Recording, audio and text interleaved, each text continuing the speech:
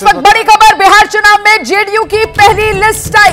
इस वक्त की बड़ी खबर, जेडीयू ने उम्मीदवारों के नाम की पहली लिस्ट जारी कर दी है। 57 उम्मीदवारों के नाम है जेडीयू की तरफ से। जो चुनाव में उम्मीदवारों के नाम की पहली लिस्ट जारी की गई है, उसमें जेडीयू ने 57 उम्मीदवारों के नाम का ऐलान कर दिया है। ये इस वक्त की बड़ी खबर है। आप जानते हैं, इससे पहले कल बीजेपी की तरफ से उम्मीदवारों के नाम की वो पहली लिस्ट जारी की गई थी। 71 उम्मीदवारों के नाम का ऐलान बीजेपी ने कल किया था और अब आज जेडीयू की तरफ से उम्मीदवारों के नाम की पहली लिस्ट आ गई है। मोकामा से आनंद सिंह पर्चा कल ही भर चुके हैं। इसके अलावा बीजेपी जो जेडीयू ने 57 उम्मीदवारों के नाम की लिस्ट जारी की है, उसमें और कौन कौन उम्मीदवार हैं जिनके नाम सामने आ रहे हैं, वो कौन कौन सी सीट है। फुलवारी से आप देखिए, श्याम रजक को एक बार फिर से टिकट दिया गया है।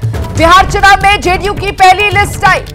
अब मोकामा आनंद सिंह, वो तो कल ही अपना पर्चा दाखिल कर चुके हैं। तो एक तरीके से ये तो तय ही था कि उनका नाम उम्मीदवारों की इस लिस्ट में होगा। और वैसे भी मोकामा में पहले फेज के अंदर मतलब 6 नवंबर को वोटिंग होनी है। तो बेनीपुर से विनय कुमार चौधरी का नाम है, मधेपुरा से कविता शाह को टिकट मिला है। ये एक एक करके मैं आपको नाम बता रही हूं। वैशाली से सिद्धार्थ पटेल को जेडीयू ने टिकट थमाया है।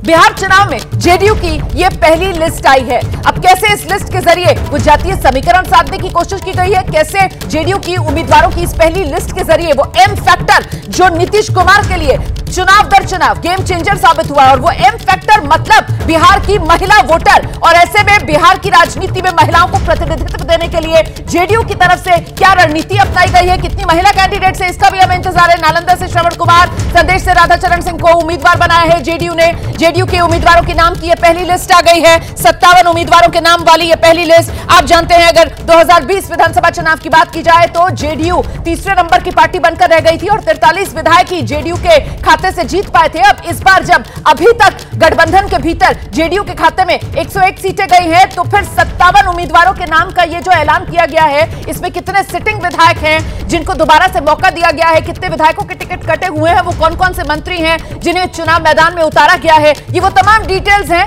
धीरे धीरे कर एबीपी न्यूज पर पूरी तस्वीर हम साफ करेंगे और साथ ही साथ कैसे वो जातिगत गणित इस बार जेडीयू ने अपने उम्मीदवारों के जरिए बिहार की राजनीति में साधने की कोशिश की है, इसका भी पूरा खाका आपके सामने रखेंगे। क्योंकि एक बात तो तय है कि बिहार की राजनीति में जो जाति है वो कहीं जाती नहीं।